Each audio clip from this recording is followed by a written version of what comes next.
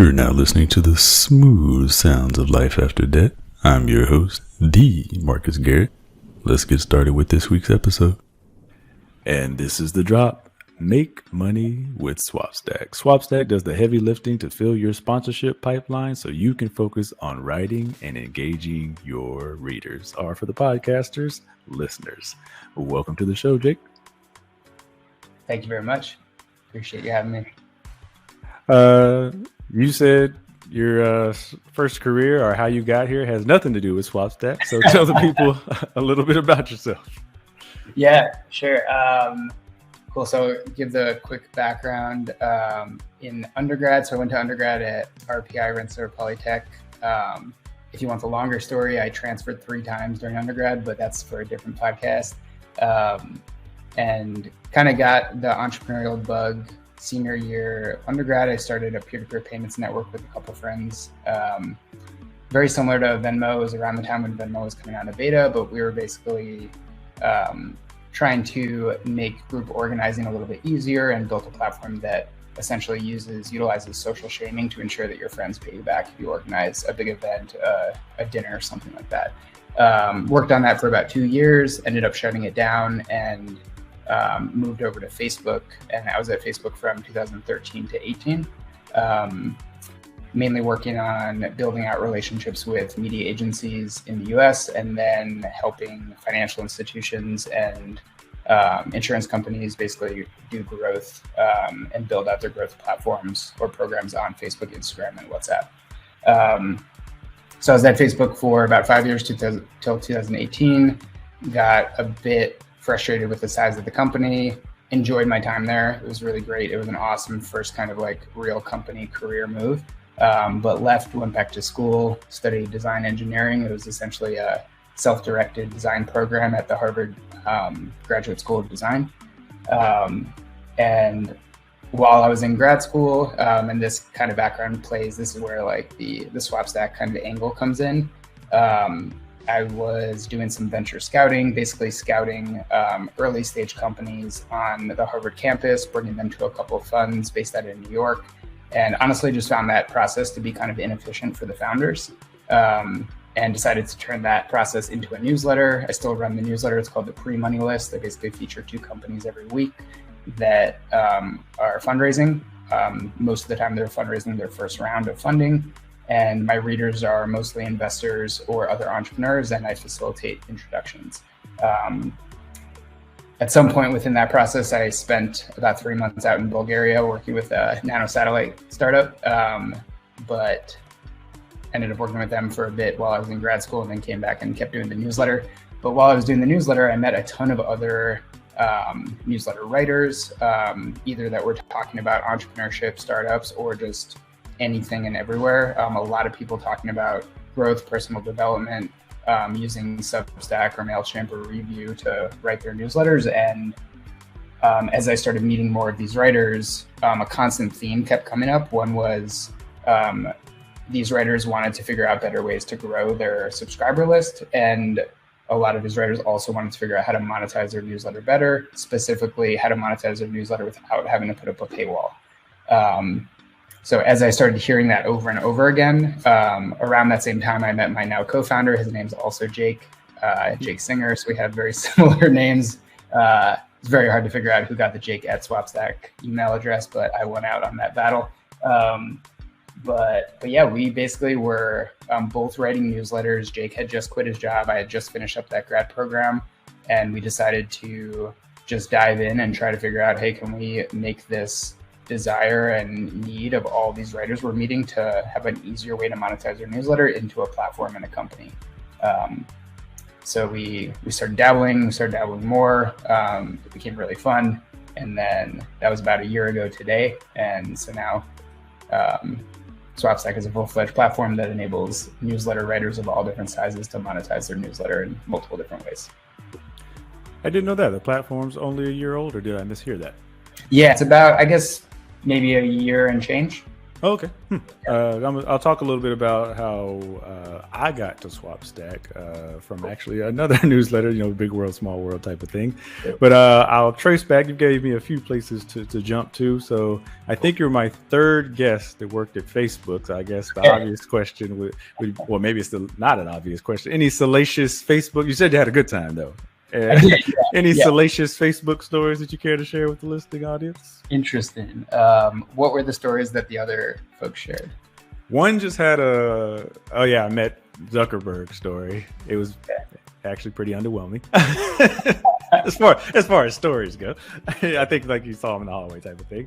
I don't recall the others. I don't think they had a story. I think they just worked at Facebook. And I feel like they jumped ship to Google was their story. So I just thought I'd put it out there. Maybe you had something on your heart that you need to get off on the show, get that SEO and that viral boost that I could always use. I don't know if I have a story that's going to give a good viral boost. I did honestly really enjoy my time there.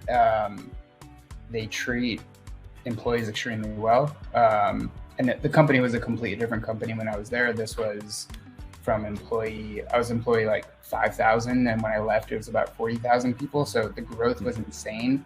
But looking at the company in 2018 to the company now, definitely a different company, obviously a different name, different whole corporate structure. But at that time, Facebook was still really figuring out.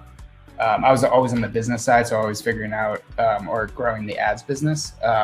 They were still figuring out how do we take all the precedents that Google has essentially built in the digital ad space and apply that to the supply that Facebook has. And so it was a super fascinating time to figure out or to watch and kind of be part of Facebook growing into its own in that way. There was definitely, if I look back, there was definitely underpinnings to concerns around privacy and whatnot. Nothing that was in my control and nothing I don't think that. But yeah, Facebook is humongous and there's bound to be problems, but honestly, there's really smart people there and I think they're going to figure it out. I think that's a good segue that I'm going to take for the pivot. The other question I had, I guess that's untrue. I guess this is, it's fascinating. I had an interview, it was a news interview, and they asked me kind of what I wanted my title to be. I said entrepreneur. They completely ignored that because I was going to say that they put author. They probably Googled me. They're like, this guy's not an entrepreneur. But it's actually my third business, so I'm like, okay, does that make me an entrepreneur? This whole existential debate about that. I guess we could have it another time. But what was that bug for you? Seems like you've done it a few times. Maybe you were naturally leaning towards it or not. Like how, I feel like that's a different pathway. It's clearly the exception for most people. So what led you there? Yeah, I think about this a bit, and making a living and earning money was always, you need to make sure you're making money, not getting paid. And his logic there was if you're getting paid, somebody can take it away from you. But if you're making your own money, then it's all on you. And you can control the outcome. And I think that kind of led to me wanting to do more things like, I think sales is super entrepreneurial. So even if you're within a company and you're doing sales, you have a quota, it's all on your head, it's all your responsibility. I did a bunch of those types of roles. And then throughout college, undergrad, I signed up for a lot of those on-campus rep programs. So I was slinging like Chic Quattros to get free t-shirts and selling custom t-shirts, all that stuff. It was just really fun. The pressure is really invigorating. And when you make a sale or somebody like picks up and uses what you built, it's just super freaking cool. I get it. That's definitely some of the passion I have behind this business, which is my name.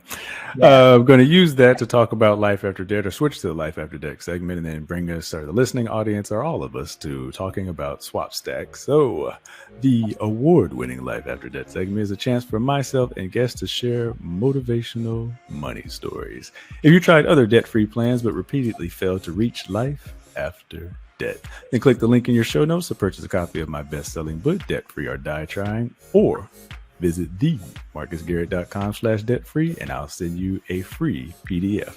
Right about now, you'd normally hear some music because I'd be talking about our weekly partners that make this segment possible, but no ads this week because we are talking to the partner for the week, Jake at Swapstack. Question I'm going to open with are, you talked about some of them, but what are some of the ways that people are out there monetizing their communities or their newsletters? Yeah. So overall, there's many ways. I'll probably miss a couple, but folks who have either communities, newsletters, podcasts, anything with an audience, you can always charge for people to get access to that content. So that's more of a subscription model. Within that, there's a couple different avenues that people take. The typical route, especially for newsletters, is a newsletter writer might have a free weekly or free monthly newsletter. And then if you pay a premium subscription, you get access to a daily, or if the free one is a monthly, maybe the premium is a weekly. You can also monetize through actually combining different mediums. So if you have a newsletter and you have a community, if you pay a premium, you can get into access to the community. That could either be a subscription or a one-time fee. Tons of things you can do there. I'll save the best for last, or the ones that we focus on with Swapstack for last. Other ways that you can monetize are you can pay, or you can sell merch, or you can sell shout outs, not necessarily sponsorships, but depending on the type of content you create. I've talked to a couple of newsletter writers who run kind of good news or feel good newsletters, and they sell slots for people to just shout out happy birthday to a friend who they know that reads that newsletter, things like that. There's a lot of really kind of creative avenues that you can go and monetize your work if you have an audience and you have a specific niche. The areas of monetization that we focus on Swapstack are sponsorships. So we help facilitate newsletter writers. Eventually we'll expand to community leaders, other types of creators, but we help facilitate an advertiser identifying a newsletter writer who speaks to the audience they want to get in front of, and that sponsor essentially pays to get in front of those readers through an advertisement. We support affiliates, so essentially pre-approved. For us, it's pre-approved. Affiliates in general, the concept is essentially, as a writer or a community leader, if you talk about a product and drive people to buy that product, you get a cut of whatever that product costs. So it's essentially looks and feels like a sponsorship, but more on the affiliate payment model. And then another route is a tip jar. So listeners might have heard of a company called Buy Me a Coffee, super popular tip jar platform. Essentially what that is actually exactly what it sounds like. It's a digital tip jar. If you're a writer, you can ask your readers for support and they can tip you $1, $5, $10. And they can make that a subscription. So they're tipping you a couple dollars every month or just a one-time tip. Ultimately, it all comes down to that the tip jar and the subscription model are very similar, just the positioning is slightly different. I'm sure there's tons of other ways, but those are the biggest ones that we see. Yeah, I'll be fully transparent that this particular interview is not paid, Sure. but because I'm invested in Swapstack, I use it. I try to get paid through Swapstack. So I want to clarify that for the audience, because I think it was Bloomberg, some article went viral recently about, I think people were paying $10,000 and $20,000 to get interviewed, which I was. Yeah. Clearly, I've been underestimating myself, but I didn't even know that was a niche in the market. So I did want to clarify that for people who did read that article. This is not one of those interviews. It is a bit meta because we are talking about sponsorships and whatnot, but yeah. This is yes. And they don't disclose it. So I am undisclosing that there is nothing to disclose. I'll actually Google over here while I ask this question that I'm building up to. For Swapstack, the reason I like it, so I've done affiliate markets. Actually, probably one of my, at least in past years, most lucrative revenue streams in the past. It's a weird market right now. And then what I like about Swapstack is, I'm a company of me, I'm CEO of one. And so you just make it very easy. I like very simple, and I want to talk about some of the mechanics. So one of the emails that I was looking back for preparing for this interview, you said, one of the Jakes from Swapstack said, writers have earned $21,000 from running these deals. And then you had a breakdown of each deal, how much you make per click, how much you would make if you ran an affiliate. Y'all have also, still working out the nuances, but y'all have also introduced me to a potential partnership. The sponsor reached out to partner my newsletter. For those that don't know, my newsletter is Life After Debt, just rebranded. So it's a community newsletter that you can also be a part of as well. And that's at themarcusgarrett.com/salary to subscribe. And then you send a breakdown email. I don't know if this is automated, but it comes to me from the user perspective. It says you've got clicks and you've got a breakdown of the deals that I ran for that month, so I can see what's working. Some have zero, to just be frankly honest. I'm like, okay, well, that's not working, or it doesn't mean that's not a good brand. My audience is not interested in that. So anything that I've missed, or you kind of want to talk about the mechanics from the user perspective of what you're trying to capture as a company? Yeah, sure. And I think the Josh Spector's newsletter for the interested, his community is, oh crap, I just had it. Newsletter creators, I believe. Okay. Yeah. Yep. Well, cool. Yeah. So mechanics wise, the example that you were just talking through, that mainly pertains to Plug and Play. And Plug and Play is our pre-approved affiliate program. The way that works is essentially a newsletter creator logs into Swapstack, creates an account, and we pre-approve them to run, depending on the type of newsletter, the size, the topics. We pre-approve them to run a various amount of pre-approved affiliate deals. And the mechanics there, you essentially see a gallery of deals that you can run. We tell you what the brand is, how much you'll get paid out for a conversion, what a conversion means.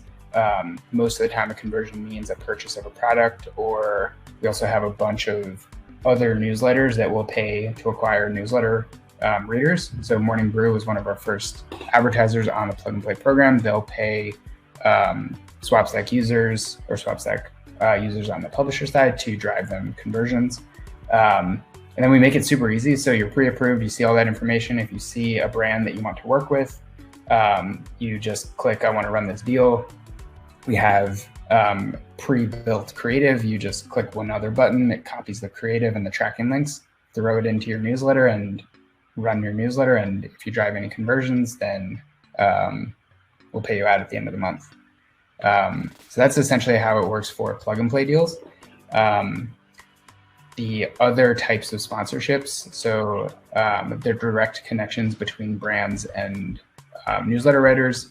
If you were an advertiser, I'll take the lens of an advertiser right now. We talk to a lot of advertisers who come to us and say, hey, we ran a sponsorship in the Skim or the Hustle when they used to run ads, or another really large newsletter, and we want to try to sponsor bundles or a large amount of smaller newsletters because we feel that, and we believe this too, the smaller newsletters, meaning 1,000 subscribers and below, they just have typically a higher engagement rate, a higher sense of community. And ultimately, if you run sponsorships within those smaller newsletters, there's a higher probability of you actually seeing positive ROI.